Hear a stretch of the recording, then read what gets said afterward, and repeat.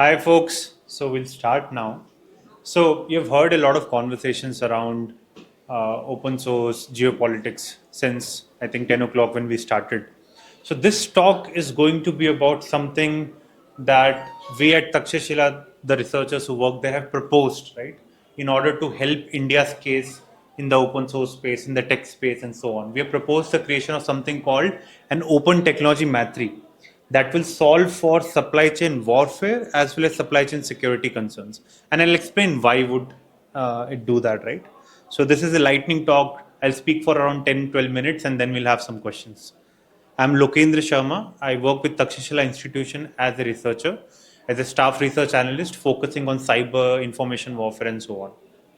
So some background, right? So for the last 8 to 10 years, what we have been seeing in the global landscape is the tech warfare between US and China is heating up. And no matter who is the president in the US, right? So it was Trump earlier, from around 2017 onwards. Then it was Biden, and now it is Trump again, right? And we saw across these different presidents, across these different political parties, the tech warfare element was heating up, right? So Trump, in his first term, targeted Huawei, right, with his Chinese telecom giant, and because of the 5G battle that was going on with China. And then in Biden, in his term, starting from 2021 and onwards, Biden targeted the semiconductor sector, right? So Biden was like, China shouldn't get access to some of the most cutting edge chips that US has access to, right? So they should always, US should always have a lead in cutting edge chips and also in AI models, in large language models, and so on. So Biden actively targeted both semiconductor sector and AI sector and ensured that China doesn't have the lead. So from chips to AI, we saw how the tech warfare was heating up, supply chain warfare as we call it was heating up.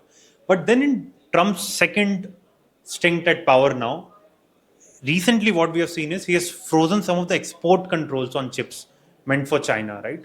So the tech warfare that was heating up is now slightly slowing down.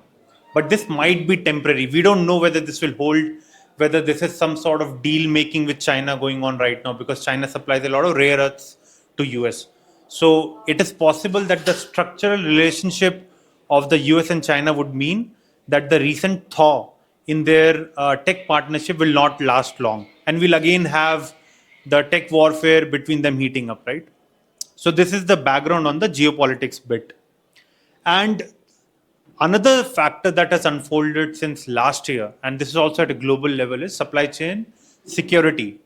See, the way we understand supply chains has shifted from efficiency, as in getting things done in as quickly as possible, right? Getting items, components shipped from point A in one corner of the world to point B as quickly as possible. That is how supply chains were built 40, 50 years back from now, right? When globalization was at its peak.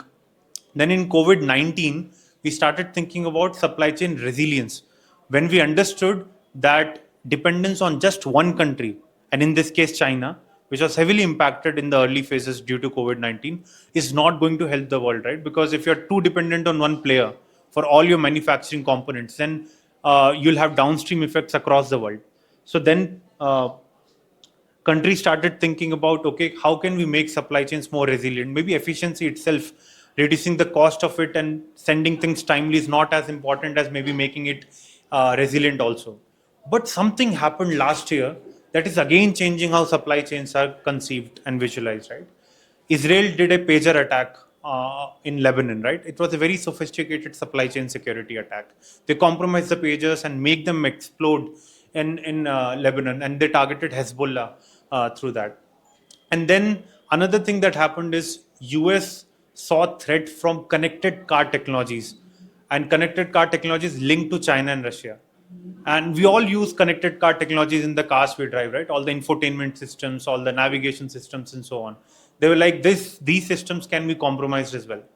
So with these two developments, we thought, okay, maybe supply chains are shifting from efficiency and resilience to security considerations. Because if even low tech products like pagers could be compromised, what about high tech products in telecom sector, in semiconductors, AI, and so on, right? They can be easily compromised as well.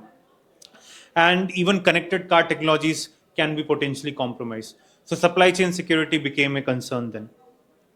And what are so amid this supply chain security and supply chain warfare, what are India's interests, right? India is a developing country, and India doesn't necessarily have the edge in proprietary technologies, right? And India also doesn't necessarily have the state capacity to ensure all that it is importing from outside is checked for security concerns, right? All the supply chain is stripped down to bare basics and checked if it has been compromised in any way or not. So we lack on both these fronts. And the key to both supply chain warfare and supply chain security is actually proprietary technology, because you can only weaponize something that is in the hands of a few players. If it is in the hands of many players, if it is democratized, if it is open source, then you cannot weaponize it, right? So proprietary technologies are at the very heart of supply chain warfare, and they're also at the very heart of supply chain security concerns. Because which was the company, like there was a Taiwanese company that was manufacturing these pagers in some partnerships, right? And then the connected car technologies are also manufactured in a proprietary sense by a lot of automobile players and so on. So proprietary technologies are using uh, are very difficult to secure because they are closed ecosystems, right? Not any player, random player, can go and examine these, strip down to the bare basics and see, okay, where the compromise lies. Open source technologies, on the other hand, as we all know, have a global community that looks into it. They can debug it, they can find potential compromises and so on. So for India's interest, then it seems that proprietary is a problem, open source, open technology is a solution, right? So that's the background. And given this background, we started thinking of an Open Technology Maitri, which is a multi-stakeholder initiative. That is, it involves a lot of lot of stakeholders, including the technical community that's sitting in the room, and also academia, also researchers, and so on. Get them together along with the government for realizing the vision of techno-strategic autonomy. And this is something Shavankit had earlier spoken about, by advancing legal and policy pathways for open tech deployment and uptake in developing countries. So this is what we proposed. And the reason we said open technology is the way forward and not true Atmanirbharta is because in today's world, it is very difficult to build truly Atmanirbhar systems which have completely domestic supply chains, because whether it is talent, whether it is critical materials, or whether it is technology components, supply chains are diversified and you have to rely on other partners. So you cannot completely indigenize supply chains, build them domestically, and make completely Atmanirbhar solutions. So we went with the approach that autarky, right? Autarky, self-sufficiency. That self-sufficiency or Atmanirbharta may not be completely possible. It may be desirable to some communities in India, but may not be completely feasible. So what is the next best solution? Next best solution is we build an open tech partnership of like-minded countries across the world and also involve other stakeholders in it. So some examples that we suggested that the Open Technology Maitri could work on were the Risk 5, Open RAN, Open LLMs, and Open EDA tools. And these covered the semiconductor sector, the AI sector, and the telecom sector broadly, right? These examples, and I'm sure the techies in the room are familiar with these open technology developments that are happening as we speak. And the source of inspiration for us when we were thinking of this Open Technology Maitri was the International Solar Alliance, which is again a international grouping of countries, like-minded countries that works on solar energy promotion. So we thought if they can come together to promote solar in an intergovernmental setup, they can also come together to promote open technology in a multi-stakeholder setup. So similar to the International Solar Alliance, this Open Technology Maitri can fund specific projects that show promise in the open tech space, whether it's open data sets, open hardware, open software, and so on. They can also invest in capacity building. They can also help member states align their policy and legal landscapes to promote open source. And one way maybe, if it's a government project, then you can give preference to an open source alternative if it is available, and so on. So these are the ways it can be done. And okay, So how would this work, right? As I said, India can work with like-minded partners, and we have many in Indonesia, Thailand, Brazil, in Africa, and we can and even France, right? We have worked with these countries before in many capacities. We can work them together because some of these are developing countries. Their interests also match with us, right? So we can go to them and say, hey, you're also struggling with supply chain security and supply chain warfare. Join hands with us. Let's collectively promote open source technologies, open technology, and so on. But one of the interesting things this time would be that Europe can be a partner for us as well. And a bit of history here, right? when when India just got independence, right? And we were trying to develop ourselves. At that time, we went for nuclear weapons pretty early on, like 1970s onwards. And our space sector, we were also trying to build missiles and so on.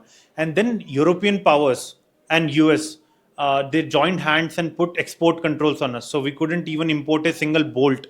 And now I'm not even exaggerating. We couldn't even import single bolt if it was meant for our weapons program or a missile program. And they brought out these multilateral export control regimes, right? Like, for instance, you might have heard about the Nuclear Suppliers Group or about the Missile Technology Control Regime, right? So they brought these force so that India cannot progress on the weapons front. It took decades for us to, become part of these international groupings so that we are not discriminated against. It took about late 2000s and early 2010s for us to start becoming a part. So Europe has historically not been in our side, right? They have been part of these export control regimes that thwarted our technological journey and so on. But now things are changing. Now what is happening is there's China on one pole, there's US on another pole, and they are trying to actively compete against each other. China has the scale, and US has lead in the proprietary tech, and Europe is left out, right? Europe has only small scale players, small technology players, and they're trying to build in some version of technological sovereignty in the continent that is able to withstand the US China rivalry. And that is where India's interest with Europe now intersect. And that is where Europe would be an unlikely partner this time, from foe to a partner, so to speak, dramatizing it a bit, but that is the kind of journey India Europe have traveled, right? So, since Europe is also promoting open technologies, Europe would be a very good partner for this open technology Maitri. And with Europe, we can work on AI, we can work on hardware, we can work on standards. I like to highlight standards bit also because Europe has historically been one of the strongest players on tech standards, whether it is telecom, whether it is especially telecom, or whether it is even internet governance and so on. So maybe we can work with them. That's my talk. And here are some of the references I relied on. This is the work I and Pranay have done, and also Pranay has done with Anirudh Suri, and we have published this. So we can have some Q&A now. Yeah. You can read this if you want to go through more on what we have proposed. Yeah. Questions, anything is fine. Don't worry about whether it is the right question or not. Yeah. Anyone? How do you anticipate that the EU AI Act will change the relationship that India would have? Would we try to adopt their standards or would we try to come to a common understanding? See, okay. EU AI Act, right? See, since the days of GDPR, and I'm sure most of you might be familiar with GDPR, European Union has positioned itself as a norm entrepreneur, right? Right. So they are pushing themselves as the regulator of the world, right? So whatever they do within their jurisdiction often tends to have extra jurisdictional implications, because even GDPR, even if they adopted within their territory, across the world we saw the changes because of that, right? So even in India, if we go to a website and see all the privacy policy broken up and we have to give all our consent, that is because of the changes GDPR brought in, right? Similarly, EU AI Act will have cross-border implication, including for India. But because Europe is a very small player in the AI market right now, because they don't have China scale, they don't have the cutting edge chips that US has. The only thing that they have is ASML, which is the leading player in lithography equipment manufacturing, right? So I'm not sure how much they'll be able to influence the AI landscape now. But India can definitely partner with them on open LLMs, open data sets, and ensuring that even open risk, the risk five is something that India can work with Europe with, because an alternatives to CUDA, right? So all the NVIDIA chips right now come with this lock-in ecosystem of CUDA, right? So maybe India can work with Europe and say, okay, we need an alternative to CUDA. So these are all things around AI. India can work with Europe. Yeah, you had a follow-up question, is it? I kind of wanted to understand how do you take into consideration how you face and Mistral if you say that EU is not leading AI or is not a big player in AI, and given Yeah. the fact that most of the models that you're seeing on having faced are based off of Mistral's models, Yeah. how do you? See, they are doing good work on the open AI front, right? On the open LLMs, but these are not your state of the art models. And it is expected. Open AI models generally tend to be one or two steps behind SOTA models, right? So they are doing something. Definitely, if they are doing well, we can join hands with them and do even better. And even China's DeepSeek, for instance, right, they have also done quite a decent job with uh, not a SOTA one, but maybe one or two steps before in an open space. So yeah, definitely there is scope for that, but they're not doing well in terms of cutting edge chips. So you won't see them manufacturing 2 nanometer, 3 nanometer, or even doing substantial R&D on that. You won't see them having the best model in terms of sheer weights, the likes of which OpenAI is doing in US, for instance.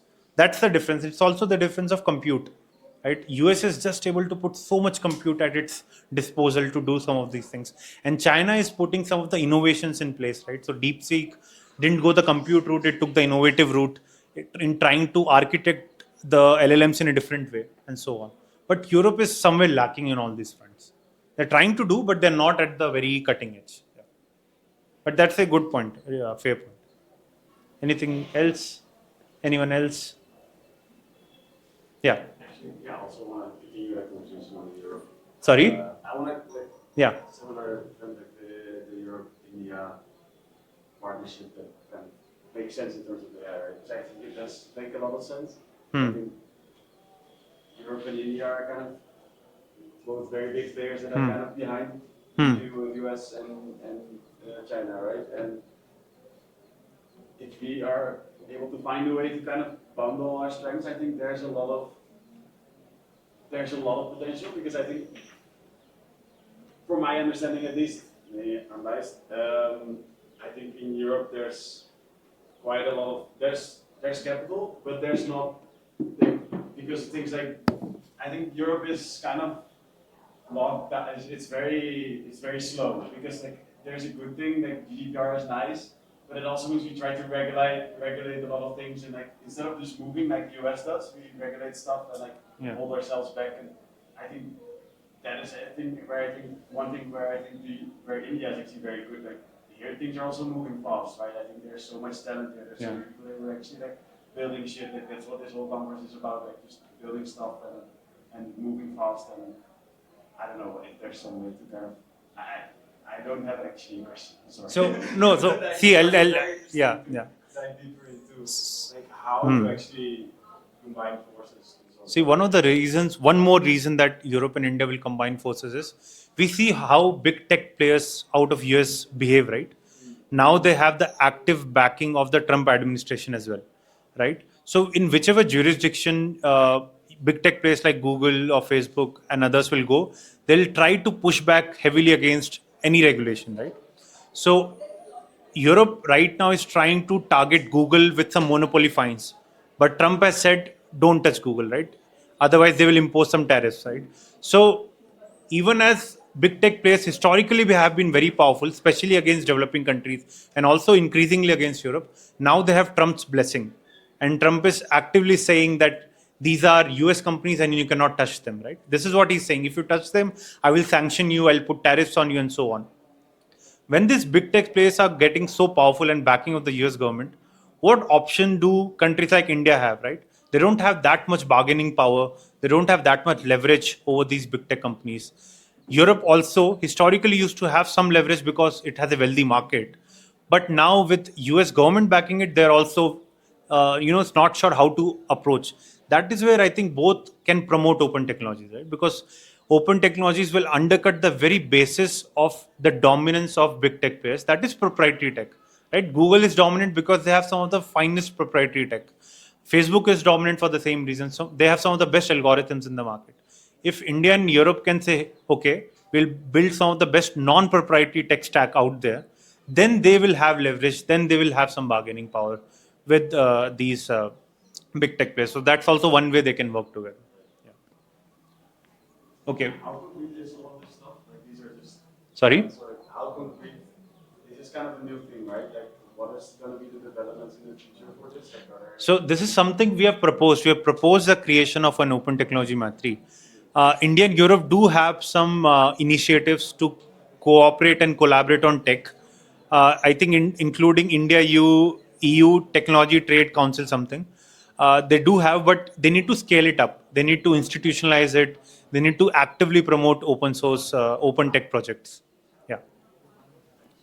Anything else before I conclude? Okay. Thank you so much, guys. Thank you so much. Yeah. Swati, who's next?